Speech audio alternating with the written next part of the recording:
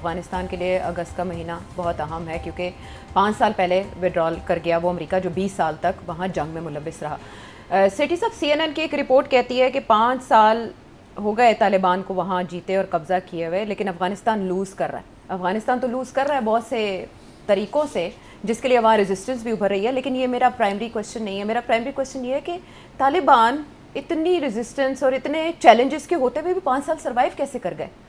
हाँ, इसके दो पहलू हैं। एक तो पॉलिटिकल है, दूसरा इकोनॉमिक है। बिकॉज अगर इकोनॉमिक कोलैप्स हो जाता तो मुश्किल हो जाता ना चलना, तो वो सर्वाइव कर गए। इसी तरीके के साथ अगर मैसिव रेजिस्टेंस होती, इंस्टेड वायलेंट रेजिस्टेंस, तो शायद मुश्किल हो जाता सर्वाइव करना। अच्छा, so let's take the political issue first. एक तो जैसे ये इन्होंने पावर ली ना, इन्होंने सबसे पहले इन्होंने मिलिट्री कंसोलिडेशन की। मिलिट्री कंसोलिडेशन का ये मतलब है कि कोई डिवीज़न नहीं होने दी, सबको अपनी अपनी जगह पे अपॉइंट करके और उसको सही तरीके से मैनेज किया।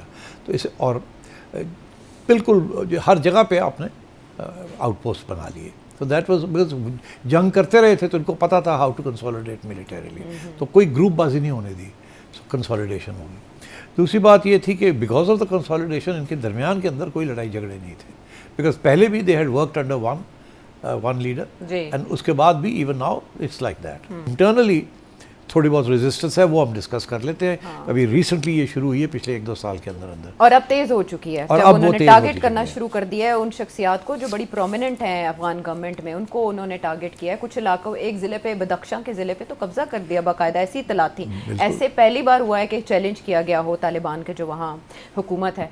और लेकिन इनिशियली तालिबान ने ये तस्लीम नहीं किया कि ये उनके लिए कोई बड़ा चैलेंज है। बट जितने फ्रंट्स यहाँ पे 6 से 7 फ्रंट्स जिनके नाम अगर देखे जाएं, नेशनल रेजिस्टेंस फ्रंट्स के अलावा जो अफगानिस्तान फ्रीडम फ्रंट है, वो ज़्यादा बड़ा चैलेंज बनता जा रहा है। और इसमें रिटायर्ड फ़ौजी अफसरान हैं जो इनको लीड कर रहे हैं। इवन कि एक तो तंजीम है जिसको अमरुल्लाह सालेह लीड कर रहे हैं। तो सेठी साहब, क्या ये गैर मुनज़्ज़म है, गैर जिहादी तंजीमें इन्हें करार दिया जा रहा है? ये चैलेंज बन सकते हैं अफगान तालिबान के? बिल्कुल बन सकता है। और अभी इल्ज़ाम लग रहा है ना कि शायद इन तंजीमों को मदद हो रही है, बिकॉज हमारे तल्लुकात तालिबान के साथ अच्छे नहीं हैं। ये रेजिस्टेंस बढ़ेगी, ये थोड़ी कम नहीं होगी। अगर पाकिस्तान के साथ तल्लुकात अफ़गानिस्तान के ठीक नहीं होंगे और अफ़गानिस्तान की हुकूमत जो है वो TTP को नहीं रोकेगी और BLA को नहीं रोकेगी, तो फिर हमारे तल्लुकात और भी ख़राब होंगे, अच्छे नहीं होंगे। तो इसलिए आई थिंक सूनर और लेटर ये बड़े मसले बनेंगे यहाँ।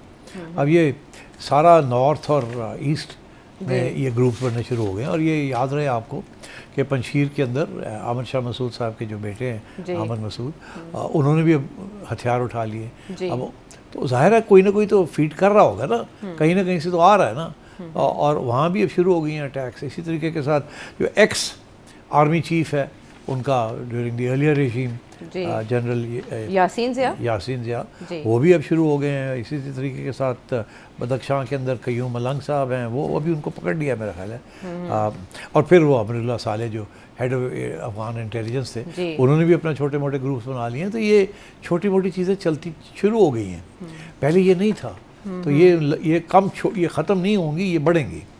तो मेरा ख्याल है इसको 2-3 साल लगेंगे, तो फिर आप देखिएगा इंटरनल रेजिस्टेंस भी बढ़ जाएगी। लेकिन जिस तरह से इनकी बुनियाद इस्लामी नज़रियात के बजाय ना हुकूक के है, ये इस बात को उजागर करते हैं कि ख़वातीन को हुकूक मिलने चाहिए, शहरियों को सिविल लिबर्टी। तो दैट शोज़ ना कि फिर असिस्टेंस कहाँ से आ रही है। हाँ, लेकिन ऐसे में जो दोहा में मुआहदा हुआ था उसमें बाकायदा मगरबी ममालिक की जानिब से इस बात को यकीनी बनाने का कहा गया था अफ़गान हुकूमत को, अमारात इस्लामिया को, कि आप ख़वातीन को उनके हुकूक देंगे। इना में तो ये सारे ग्रुप्स फिर अलाइन कर रहे हैं उसके साथ, अलाइन कर रहे हैं या नहीं कर रहे, ये ज़रूर है कि ये ग्रुप्स को पैसे और असिस्टेंस सेकुलर ममालिक से आ रही है। सेकुलर कुव्वतें इनकी इमदाद कर सकती हैं, या इसीलिए ये इस्लामिक, इसमें से कोई भी इस्लामिक एजेंडा लेके नहीं चल रहा। तो इसका ये मतलब है कि कहीं से कहीं से असिस्टेंस मिल रही है। That's what all I can say. ठीक। और ऐसे में अमीर खान मुत्तकी वो ये कह रहे हैं कि हम बारहा कोशिशों के बावजूद समझ नहीं सके कि अफ़गानिस्तान के साथ कशीदगी से पाकिस्तान क्या हासिल करना चाहता है। क्या पाकिस्तान को कशीदगी से हासिल हो रहा होगा? ऐसे बयान दे के वो क्या साबित करना चाहते हैं कि पाकिस्तान इज़ द प्रॉब्लम? जाहिर है because Pakistan is telling the whole world that the Afghans are a problem now. तो पाकिस्तान तो ये लगा है ना, मगर पाकिस्तान की अभी बात नहीं सुन रहा, लोगों के अपने रीजनल इंटरेस्ट हैं। आप देखिए ना, रशिया ने जाके उनको रिकग्नाइज कर लिया, तो कुछ ना कुछ तो इन्होंने रशिया को दिया होगा ना कि उन्होंने रिकग्नाइज किया। क्या दिया? रशिया के ख़िलाफ़ और सेंट्रल एशिया के ख़िलाफ़ भी टेररिस्ट ग्रुप्स अफ़गानिस्तान में बेसिस बना के बैठे हुए थे। तो जाहिर है दे वुड हैव डिमांडेड कि इनको निकालो यहाँ से। हाँ जी।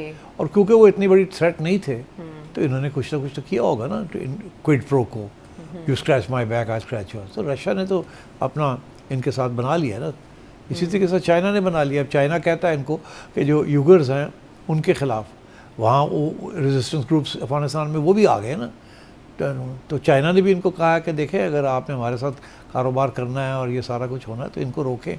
तो मेरा ख्याल है वहाँ भी तालिबान उनको रोक के बैठे हुए हैं। तो so I think every country has an interest, transit, trade and so on.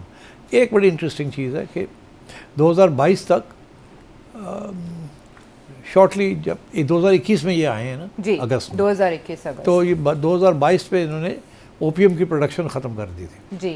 उससे पहले बहुत बड़ी प्रोडक्शन ओपीएम की होती थी और ये उसकी एक्सपोर्ट करते थे और अरबों डॉलर्स कमाते थे। मगर जब ये हुकूमत में आए तो इन्होंने फिर ये और उसमें अमेरिका का रोल था। अमेरिका ने और वेस्टर्न पावर्स ने कहा कि आपको पैसे चाहिए हम देते हैं मगर ये ओपीएम बंद करें आप। तो आई थिंक इन्होंने फिर ये फतवे शतवे भी किए कि दिस इज़ एंटी इस्लामिक। तो इन्होंने अभी भी थोड़ी बहुत ओपीएम होती है वहाँ, बट इन सर्टन एरियाज जहाँ इनका रिट नहीं है, मगर और ओपीएम हैज़ हाई वैल्यू। वो भी एक सोर्स ऑफ इनकम थी पहले, but not any more, not a major source of income any more. But इनकी इकॉनमी इज़ ओके, ठीक है। वहाँ गुर्बत है, वो जो जिस बातें आप जो कह रही ह्यूमन राइट्स नहीं है, बहुत से इलाके इतने अंडर डेवलप्ड हैं, सो ऑन सो फोर्थ। मगर तालिबान जो है वहाँ के जो बशिंदे हैं they are not into elite captures and इस किस्म की चीज़ नहीं है वहाँ।